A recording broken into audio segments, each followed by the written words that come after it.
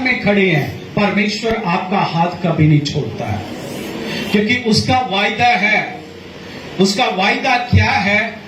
16 वचन में वो बात कर रहा है कि मैं पिता से विनती करूंगा। कौन बोल रहा है? यीशु मसीह बोल रहा है, मैं पिता से विनती करूंगा, वो आपको एक सहायक देगा, और वो सहायक हमें कभी छोड़ता नहीं है। वो छोड़ने के लिए नहीं दे रहा है। वो सहायक हमेशा हमारे साथ बना रहता है। वो हमेशा हमारा हाथ पकड़ के हमें चलाता है। आपकी समस्याएं चाहे आपकी उम्मीद से ज्यादा बड़ी है, आपकी प्रॉब्लम्स आपसे ज्यादा बड़ी है, आपको कुछ दिखाई नहीं दे रहा है, आपको कुछ समझ में नहीं आ रहा है, तो प्रभु का वचन बता रहा है, चुपचाप खड़े रहो। मूसा को कैसे परमेश्वर ने बोला है? इजरायलियों को ला रहा है, सामने क्या है? लाल समुद्र है, पीछे फिरौन की सेना है। क्या हुआ? परमेश्वर बोल रहा है, चुपचाप खड़े रहो, बने रहो, खड़े रहो। खड़े रहने का मतलब ये नहीं है कि हम बिल्कुल साइलेंट हो जाएं।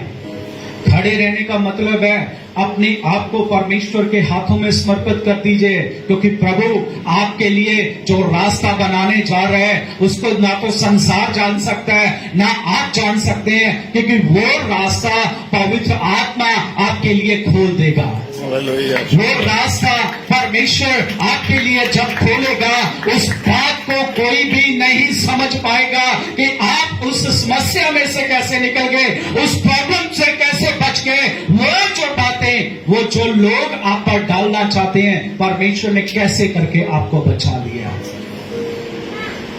चुपचाप रहने का मतलब है किसी से बात करने का नहीं, किसी के ऊपर कुड़कुड़ाने का नहीं, किसी को दोष लगाने का नहीं। चुपचाप रहने का मतलब है परमेश्वर से अपनी बातें जारी रखो, सब कुछ उसके सामने खोल दो। हर एक बात जो आपके जीवन में है, जो आपकी समझ से परे है, वो परमेश्वर के सामने रख दो। परमेश्वर आपको अपनी अनॉइंटिंग से भरपूर करेगा। उसी दौरान परमेश्वर आपको अपनी बाहों में ले लेगा। धन्यवाद। उसी दौरान परमेश्वर आपको उठाकर उस चट्टान पे खड़ा कर देगा, जो चट्टान कभी गिरती नहीं है, जो चट्टान कभी हिलती नहीं है। चाहे उससे आंधी टकराए, चाहे तूफान टकराए, चाहे बड़े बड़े बवंडर क्यों ना आ जाए, चट्टान को कोई हिला नहीं सकता, क्योंकि मेरी चट्टान मेरा खुदा, मेरा यीशु है। जब हम उस पर भरोसा रखते हैं, जब हम उसकी ओर ताकते हैं, संत दाऊद लिखता है वचन में, मैं अपनी आंखें पहाड़ों की ओर उठाऊंगा और मैं अपनी सहायता कहां से पाऊंगा। वो बोलता है कि मेरी सहायता परमेश्वर से है। मेरी सहायता कहां से है? परमेश्वर से। परमेश्वर से है। योना के बारे में हम सुबह बात कर रहे थे। योना की भी सहायता कहां से थी? परमेश्वर से थी। मूसा को सहायता कहां से मिली? परमेश्वर से मिली। अब्राहम को जीत कहां से मिली? परमेश्वर से मिली। राजा दाऊद को जो बड़ी बड़ी इतनी बड़ी जंग जो लड़ने जा रहा था, उसको कैसे जयवंत वो हुआ? यीशु मसीह के द्वारा। हालेलुया। क्योंकि उनका जो ध्यान था, उनका जो फोकस था, वो प्रॉपर परमेश्वर की ओर था। वो परमेश्वर के बिना किसी बात को नहीं जान रहे थे। वो परमेश्वर की आवाज को सुनने के बिना और कुछ नहीं जानते थे कि संसार का एनवायरनमेंट क्या है। कुछ नहीं मालूम है उनको अपने आत्मिक जीवन के एनवायरनमेंट का मालूम है कि मेरा जीवन परमेश्वर में कैसा है। दाऊद के बारे में अगर हम पढ़ें तो वचन में लिखा है, वो एक एक कदम चलता था तो बलियां देता था। 3000 से ऊपर उसने बलि दी है। जब परमेश्वर का वाचा का संदूक लेकर आ रहा था, वो वाचा का संदूक आज हमें दिया गया बाइबल के रूप में। हमें बाइबल को पढ़ना है। हमें बाइबल को ऐसे नहीं पढ़ना है कि फटाफट इसको रीड किया और छुपाकर कबर्ड में रख दिया या ड्रॉ में रख दिया, इसको फिर संडे के टाइम ही खोलेंगे। ऐसा नहीं है। परमेश्वर का वचन हमें हर रोज पढ़ना है। हर रोज बातें वो हमसे करता है, क्योंकि उसका सहायक हमें कभी छोड़ता। अगर उसका सहायक छोड़ता नहीं है तो फिर हम वचन क्यों छोड़ देते हैं? परमेश्वर अपने वायदे का पक्का है। हमारा वायदा कहाँ है? हम परमेश्वर के साथ क्या वायदा कर रहे हैं? परमेश्वर, देखो, परमेश्वर ने बहुत बड़ी मिरास हमें दी है। बहुत बड़ी मिरास हमें दी है। क्या मिरास दी है? कि पवित्र आत्मा हमें दिया गया है। पवित्र आत्मा आपको दिया गया है। पवित्र आत्मा मुझे दिया गया है।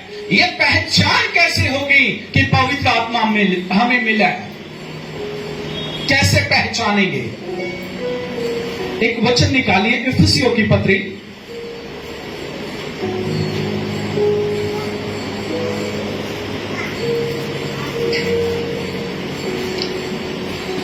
एक अध्याय 13 वचन,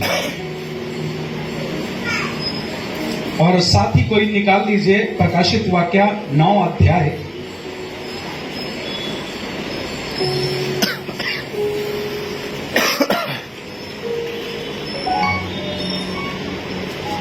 1 से लेकर 4 वचन तक। प्रकाशित वाक्य 9 अध्याय 1 से 4 और इफिसियों की पत्री 1 अध्याय 13 वचन। पहले हम इफिसियों की पत्री 1 अध्याय 13 वचन पढ़ेंगे। और उसी में तुम पर भी, जब तुमने सत्य का वचन सुना जो तुम्हारे उद्धार का सुसमाचार है, और जिस पर तुमने विश्वास किया, प्रतिज्ञा किए हुए पवित्र आत्मा की छाप लगी। आमीन, हालेलुया, हालेलुया। वचन यहां पर बताता है पवित्र आत्मा की पहचान कैसे होगी, हम कैसे जान पाएंगे? क्या हम अन्य भाषा से जान पाते हैं? कुछ लोगों को तो अन्य भाषा मिला भी नहीं है। पवित्र आत्मा मिला है लेकिन अन्य भाषा नहीं मिला है।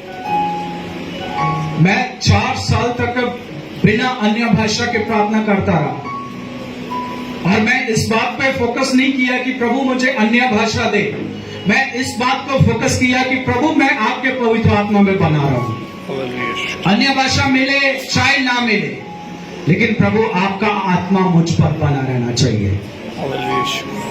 जब हम पवित्र आत्मा के द्वारा चलते हैं, उसके अनुसार अपने जीवन को व्यतीत करते हैं, तो कुछ बात मायने नहीं रखती। सिर्फ और सिर्फ आपका जीवन परमेश्वर के पसंद आना चाहिए। आपकी लाइफ परमेश्वर के सामने डेडिकेट होनी चाहिए। जब हम डेडिकेट हैं तो हमें कुछ बोलने की जरूरत नहीं है, क्योंकि पवित्र आत्मा खुद हम में आकर आंसू बहा के परमेश्वर की महिमा करता है। जब हमारे शब्द खत्म हो जाते हैं, रोमियो 8 अध्याय 26 वचन को आप पढ़ सकते हैं। उसमें लिखा गया है पवित्र आत्मा खुद हम में आकर आंसू बहा के परमेश्वर की महिमा को करता है, क्योंकि हमारे शब्द खत्म हो जाते हैं। हम भूल जाते हैं कि प्रभु हम और क्या बोले, हमारे पास तो शब्द ही नहीं है। हम तो बयान से बाहर हो गए हैं कि प्रभु हमारे पास कुछ भी नहीं बचा जिसके द्वारा हम आपको धन्यवाद दें। लेकिन सबसे बड़ी जो बात है, आपके आंसू जो परमेश्वर के सामने जब जाते हैं, उसके लिए अनमोल है। वो परमेश्वर का वचन हमें बताता है, वो आपके आंसुओं को फजूल नहीं जाने देता, ऐसे नहीं छोड़ देता। एक कुप्पी में वो जमा कर सकता है। क्यों? क्योंकि वो आंसू उसकी महिमा के लिए गिरे हैं। Hallelujah, hallelujah, hallelujah. मैं नहीं जानता कि आप लोग कितने जन आंसू बहा के प्रार्थना करते हैं। आपके आंसू परमेश्वर के सामने अनमोल है, बहुत ज्यादा खास है। वचन में लिखा है परमेश्वर ने हमें खास करके बुलाया है। हम खास लोग हैं। उस परमेश्वर की खास प्रजा है, हम राजाधिकारी हैं। परमेश्वर ने हमें उस स्वर्ग का अधिकार दिया है, जो स्वर्ग ढूंढने के लिए सब कुछ लोग तो इधर जाते हैं, कुछ लोग उधर जाते हैं। ज्यादातर हमारे पंजाब में पहाड़ों की तरफ जाते हैं कि हम कहां जा रहे हैं, परमेश्वर को ढूंढने जा रहे हैं। परमेश्वर कोई सब्जी नहीं है या फ्रूट नहीं है जिसको हम ढूंढने जा रहे हैं। परमेश्वर हमारा आत्मा है। जब हम अपना आत्मा परमेश्वर को देते हैं, वो अपना सहायक हमें देता है। Hallelujah, hallelujah. फिर हमें ढूंढने की जरूरत नहीं है। यहां पर वचन बताता है पवित्र आत्मा की पहचान, जो सबसे बड़ी पहचान है, पवित्र आत्मा खुद हम पे शाप लगाता है। शाप का मतलब मोहर। वो मोहर हमें दी गई है। कैसे? पवित्र आत्मा के द्वारा। और पहचान किसको आएगी? किसे दिखाना है हमें? किसको दिखाना है कि हमारे पास पवित्र आत्मा है? पास्टर जी को, अपने बाजू वाले बहन भाई को, किसको दिखाना है? हमारा विरोधी कौन है? शैतान। उसको समझ आना चाहिए, राइट? उसको समझ आना चाहिए कि ये लोग पवित्र आत्मा के द्वारा परमेश्वर के चुने गए लोग हैं। Hallelujah, hallelujah. प्रकाशित वाक्य 9 अध्याय 1 से 5 जल्दी से पढ़ दीजिए। जब पांचवें स्वर्गदूत ने तुरही फूंकी, तो मैंने स्वर्ग से पृथ्वी पर एक तारा गिरता हुआ देखा और उसे अथाह कुंड की कुंजी दी गई। उसने अथाह कुंड को खोला और उसमें से बड़ी भट्टी सा धुआं उठा और कुंड के धुएं से सूर्य और वायु अंधकार में हो गए। उस धुएं में से पृथ्वी पर टिड्डियां निकली और उन्हें पृथ्वी के बिच्छुओं की सी शक्ति दी गई। उनसे कहा गया कि न पृथ्वी की घास को, न किसी हरियाली को, न किसी पेड़ को हानि पहुंचाए, केवल उन मनुष्य को हानि पहुंचाए जिनके माथे पर परमेश्वर की मोहर नहीं है। आमीन, हालेलुया। यहाँ पर वचन बताता है, ना तो धरती का, ना घास का, ना पेड़ों का कोई भी नुकसान नहीं करना। किनको बोला गया है? उन टिड्डियों को। जिनका नुकसान करेगा? उन मनुष्यों का जिनके माथे पर मोहर नहीं है, जिनके माथे के ऊपर मोहर नहीं है। और वो मोहर हमें साबित करती है कि पवित्र आत्मा हमारे अंदर है, पवित्र आत्मा हमारे साथ है। वो हमारी दुर्बलताओं में हमें बलवंत बनाता है। वो हमें नाना प्रकार की बीमारियों से, परेशानियों से बचा रखता है। वो हमें, जब हम हरासमेंट हो जाते हैं, वो हमारी निराशा को आशा में बदल देता है। वो आस हमें पैदा करता है, जो आस परमेश्वर के ऊपर हम दिन प्रतिदिन लगाए रहते हैं। यदि हम उस आस को खो देंगे तो हम कभी भी आस को दोबारा वापस नहीं ला सकते। लेकिन जब हम पवित्र आत्मा के द्वारा चलते हैं, उसके अनुसार हम अपने जीवन को व्यतीत करते हैं, तो पवित्र आत्मा हमें निराश होने नहीं देता। पवित्र आत्मा हमारी आस को बनाए रखता है। पवित्र आत्मा आप हमसे बात करता है। वचन जब हम पढ़ते हैं, वचन हमसे बोलता है। वचन से पहले पवित्र आत्मा हमें गाइड करता है, उस वचन को खोलने के लिए, उस वचन को पढ़ने के लिए बार बार हमें प्रेरणा देता है। इस वचन को खोल, इस वचन को पढ़, इस वचन के अनुसार अपने जीवन को व्यतीत कर।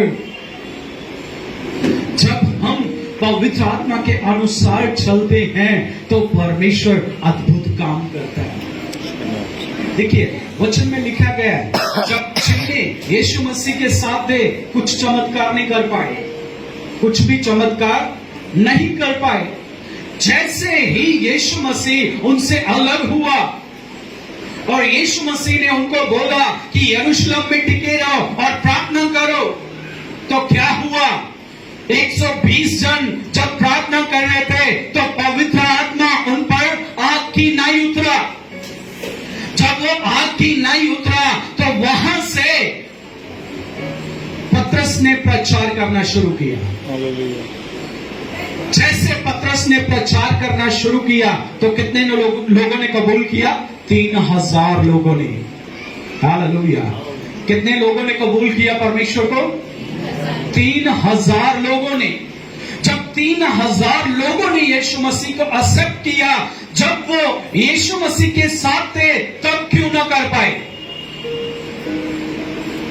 क्योंकि उनका जीवन पूरी तरह से टोटली डिपेंड यीशु मसीह पर था। वो यीशु मसीह पर डिपेंड थे। जैसे आज बहुत से लोग ऐसे हैं जो अपने पास्टर पर निर्भर हैं। खुद तो मेहनत करते नहीं, पास्टर को बोलते पास्टर जी आप फास्टिंग करके हमारे इस विषय के लिए प्रार्थना करना। क्यों पास्टर, क्यों भूखा रहे? हम भूखे क्यों नहीं रहते? हम खुद प्रार्थना क्यों नहीं करते? इस वजह से कि प्रभु हमारी सुनेगा नहीं, इस वजह से कि पास्टर की परमेश्वर ज्यादा सुनता है। इस बात को हम बयान नहीं कर सकते क्योंकि बहुत सी बातें हैं जो उलझन में डाल देती हैं। लेकिन मैं आपको एक ही बात से फिनिश करूंगा इस बात को। यदि हम अपने पास्टर पे डिपेंड हैं तो सबसे पहले इस बात को जान लीजिए, आपके पास्टर ने आपको यीशु का पता दिया हुआ है। उसको आप भी जानते हैं, उसी यीशु को आपका पास्टर भी जानता है। आपका पास्टर भी प्रेयर करता है, आप भी प्रार्थना करो, यीशु मसीह के नाम से हालात बदलने शुरू हो जाएंगे। जब हम पवित्र आत्मा के अनुसार चलना शुरू करेंगे तब चलते हम सब है। हर एक जन चलता है, हर एक जन अपने जीवन को चलते ही जाता है, लेकिन खुद को परखते नहीं है कि हम परमेश्वर में सही चल रहे हैं। आज हमारा पवित्र आत्मा का लेवल क्या है? क्या हम जीरो ग्राउंड पे आ गए हैं या फिर से हम उसी लेवल पे बने हुए हैं? क्या हमारा लेवल है? हम किस लेवल से प्रार्थना करते हैं परमेश्वर के सामने? जब हम परमेश्वर की हजूरी में आते हैं, उस परमेश्वर के सामने आते हैं, तो क्या हमारे जीवन से उसकी महिमा प्रकट होती है या इधर उधर की बातें हमारे दिमाग में घूमती रहती हैं? जब हम वचन को सुनते हैं, क्या वचन की ओर हमारा प्रॉपर ध्यान बना रहता है या इस बातों को सोच छोड़कर हम अपने घर के बातों को, अपनी घर की समस्याओं के ऊपर फोकस करते हैं?